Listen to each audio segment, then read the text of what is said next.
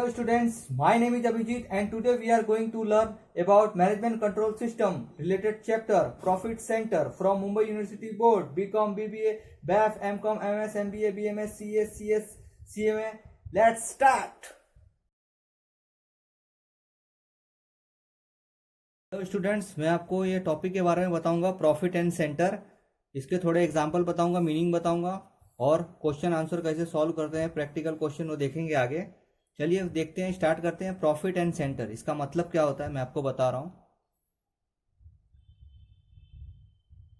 Profit centre, इसका मैं meaning आपको बताऊंगा, थोड़ा एग्जांपल बताऊंगा क्या होता है।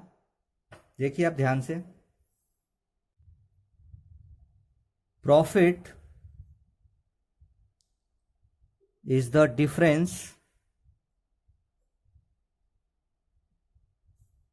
between revenue and expense if revenue is higher than the expenses, there is profit। मतलब अगर रेवेन्यू ज़्यादा रहेगा, एक्सपेंस कम रहेगा तो प्रॉफिट होगा। और आगे, however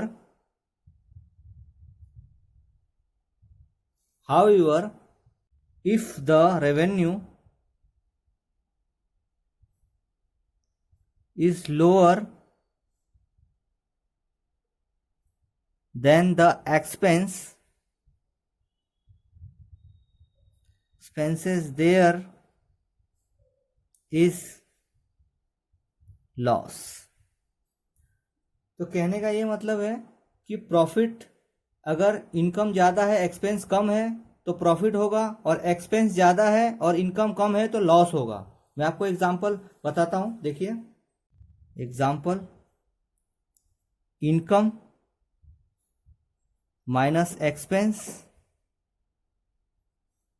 is equal to saving. समझिए इनकम जो है, समझिए ये हमारा, समझिए सैलरी है। एक्सपेंस जो है ये हमारा कॉस्ट है, और सेविंग जो है ये समझिए हम बैंक में डिपॉजिट करते हैं। जो भी सेविंग हमको बचता है, फिक्स डिपॉजिट करते हैं या कुछ मतलब जमा करते हैं कहीं भी, या प्रॉफिट समझिए। ये हो गया नॉर्मल, हमारे आम लैंग्वेज में हो गया इनकम, एक्सपेंस, सेविंग। मतलब अगर इनकम जो भी रहेगा, समझिए इनकम 100 रुपया है, एक्सपेंस 40 रुपया है, सेविंग हो गया 60 रुपया। ठीक है, तो ये सेविंग हो गया 60 रुपया। अगर इनकम 100 रुपया है, एक्सपेंस 120 रुपया है, तो 20 रुपये का ये लॉस हो गया, ये लॉस हो गया माइनस, और ये समझिए प्रॉफिट हो गया। ये हो गया नॉर्मल लैंग्वेज में। अब हम फाइनेंशियल लैंग्वेज में देखते हैं। अब फाइनेंशियल लैंग्वेज में देखिए, सेल्स है, sales minus cost equal to आ जाएगा प्रॉफिट। सेल्स, समझिए सेल्स कोई प्रोडक्ट है, जैसे कि कोई होटल में हम जाते हैं, कोई एक प्रोडक्ट की एक प्लेट की कॉस्ट है समझिए 200 रुपीज़, और उस पर उसकी 200 रुपीज़ वो सेल्स मतलब बेचता है, और उसकी कॉस्ट है समझिए 20% सेल्स का। समझिए मैं परसेंटेज वाइज लिख देता हूँ, 20%। तो सेल्स का अगर 20% है तो यहाँ आ जाएगा 40, 200 पे आ जाएगा 40, और ये 200, तो 160 जो है प्रॉफिट हो गया 160। अब ये हमने सेल्स निकाला, अब हम प्रॉफिट कैसे निकालेंगे? प्रॉफिट निकाला, प्रॉफिट के लिए हमें सेल्स माइनस कॉस्ट करना पड़ेगा। प्रॉफिट निकालना है तो सेल्स अगर 100 रुपये का है और कॉस्ट जो है हमारा समझिए 50 है, तो प्रॉफिट आ जाएगा 50। सेल्स, अगर कोई प्रोडक्ट की कीमत 100 रुपया है और उसकी लागत जो है ये 50 है, कॉस्ट है, तो प्रॉफिट हमें 50 आ जाएगा। अब कॉस्ट में जो है दो टाइप के होते हैं कॉस्ट, एक होते हैं फिक्स कॉस्ट, एक होते हैं वेरिएबल कॉस्ट। अब फिक्स कॉस्ट में मोस्टली आता है रेंट या सैलरी, जो हमें फिक्स रहता है, हर महीने हमें रेंट देना ही है, कोई ऑफिस का या कोई घर का, और सैलरी हमें फिक्स मिलता ही है, कोई भी डिपार्टमेंट में रहे सैलरी हमें फिक्स हर मंथली मिलता ही है। अब वेरिएबल कॉस्ट, वेरिएबल कॉस्ट में क्या आता है, जैसे रॉ मटेरियल, कच्चा माल या वेजेस, जो लेबर वर्क करते हैं डेली के बेसिस पे, तो कच्चा माल तैयार करने के लिए ये वेरिएबल कॉस्ट होगा। वेरिएबल कॉस्ट जो रहता है वो फ्लेक्सिबल रहता है, मतलब कम ज़्यादा होते रहता है वेरिएबल कॉस्ट में, ये कोई फिक्स नहीं रहता है, कभी ज़्यादा भी लगेगा कभी कम भी लगेगा, ये इसलिए वेरिएबल कॉस्ट होता है कच्चा माल। और वेजेस, लेबर डेली वेजेस पे काम करते हैं, उनको डेली उनको वेजेस मिलता है लेबर को, तो ये हो गया रॉ मटेरियल और वेजेस, ये वेरिएबल कॉस्ट में आ गया। अब ये फिक्स कॉस्ट और वेरिएबल कॉस्ट, ये दोनों को जब ऐड करते हैं तो ये आता है टोटल कॉस्ट, या आप इसको प्रोडक्ट कॉस्ट भी कह सकते हैं। ये मैं लास्ट वीडियो में, लास्ट लेक्चर में बताया था फ्लेक्सिबल बजट में टोटल कॉस्ट का क्या था, आपको उधर डिस्क्रिप्शन में लिंक मिलेगा, आप देख लीजिएगा वो वीडियो। तो fix cost plus variable cost अगर करते हैं तो टोटल कॉस्ट आ जाता है, और ये प्रोडक्ट कॉस्ट आ जाता है। मैं एक बार आपको फॉर्मूला बता देता हूँ, ये वाला नॉर्मल बता ही दिया हूँ। प्रॉफिट, सेल्स और कॉस्ट, तीनों है, प्रॉफिट, सेल्स और कॉस्ट। पहला प्रॉफिट, प्रॉफिट निकालने के लिए हमें फॉर्मूला लगेगा sales minus cost. Second cost, cost के लिए सेल्स में से प्रॉफिट निकालेंगे तो कॉस्ट आ जाएगा। अगर तीनों में से अगर हमें एक भी पता है, दो भी पता है, तो हम तीसरा निकाल लेते हैं, या परसेंटेज वाइज दिया है क्वेश्चन में, या अमाउंट दिया है, जैसा भी दिया है, यूनिट वाइज दिया है, तो हम निकाल लेते हैं। ये हमने प्रॉफिट निकाला, प्रॉफिट का फॉर्मूला है सेल्स माइनस कॉस्ट, करेंगे तो प्रॉफिट आ जाएगा, कॉस्ट, सेल्स माइनस प्रॉफिट करेंगे तो कॉस्ट आ जाएगा। और सेल्स, सेल्स का कॉस्ट प्लस प्रॉफिट, सेल्स निकालेंगे कैसे, कॉस्ट और प्रॉफिट। अगर कॉस्ट अगर 10 रुपया है या प्रॉफिट अगर 2 रुपया है तो 12 रुपीज आ जाएगा, सेल्स आ जाएगा। तो क्वेश्चन में परसेंटेज वाइज या ऐसा नॉर्मल दिया रहेगा, आपको सॉल्यूशन करने के लिए आप सॉल्व कर सकते हैं। क्वेश्चन में दिया रहेगा आपको, मतलब परसेंटेज निकालना है या अमाउंट दिया रहेगा, यूनिट दिया रहेगा, कुछ ना कुछ आपको हिंट दिया ही रहेगा। अब मैं आपको बताता हूँ प्रॉफिट सेंटर में हमें फाइंड आउट क्या करना है, वो मैं आपको बता रहा हूँ।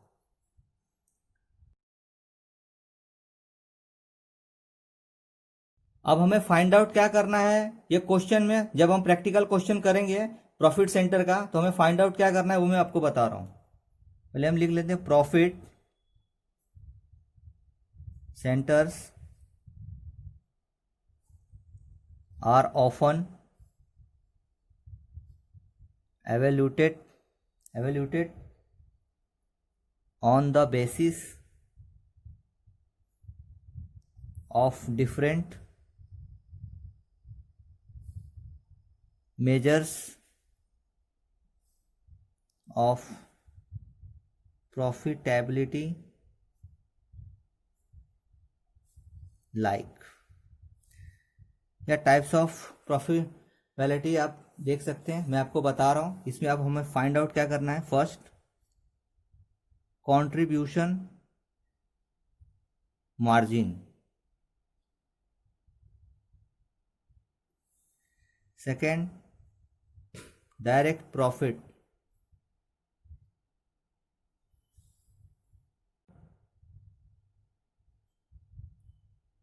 कंट्रोलेबल प्रॉफिट,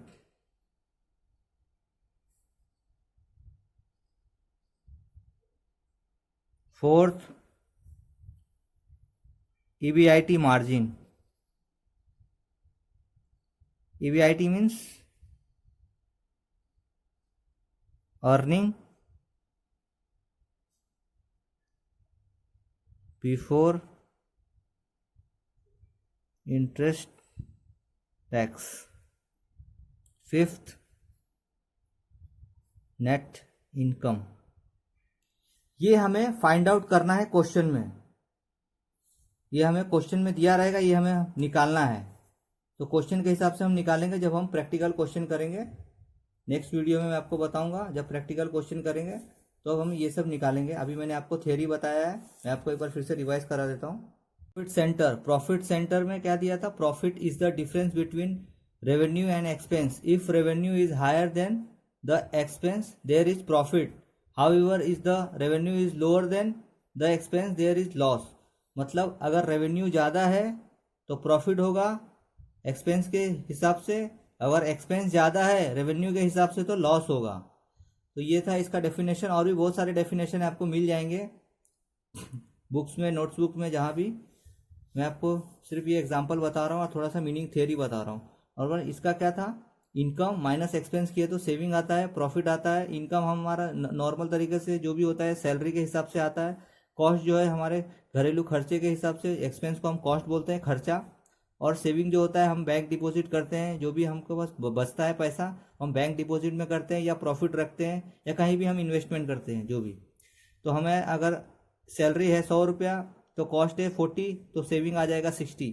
और 100 रुपया अगर इनकम है और 120 खर्चा ही होगा तो 20 रुपये का लॉस हो गया। तो मैंने आपको बताया कि sales minus cost equal to profit. यहाँ भी बताया प्रॉफिट निकालना है तो सेल्स माइनस कॉस्ट, कॉस्ट निकालना है तो सेल्स माइनस प्रॉफिट, सेल्स निकालना था कॉस्ट प्लस प्रॉफिट। कॉस्ट के दो होते हैं पार्ट, एक फिक्स कॉस्ट होता है, एक वेरिएबल कॉस्ट होता है। फिक्स कॉस्ट में रेंट और सैलरी आता है, नॉर्मल ये फिक्स रहता है पर मंथ के हिसाब से। और वेरिएबल कॉस्ट जो रहता है ये फ्लक्चुएट होते रहता है। रॉ मटेरियल, कच्चा माल, प्रोडक्शन के लिए कितना चाहिए कच्चा माल, वो कुछ फिक्स नहीं रहता है, कभी ज़्यादा भी लगता है कभी कम भी लगता है। और वेजेस ये लेबर को मिलता है, ये वेजेस लेबर को मिलता है, वो जो रहता है वो पर डे के हिसाब से लेबर लोग काम करते हैं, फिर वो लोग को मिलता है या मंथली मिलता है। पर जो भी मिलता है ये भी फिक्स नहीं रहता है, कभी कम ज़्यादा होते रहता है।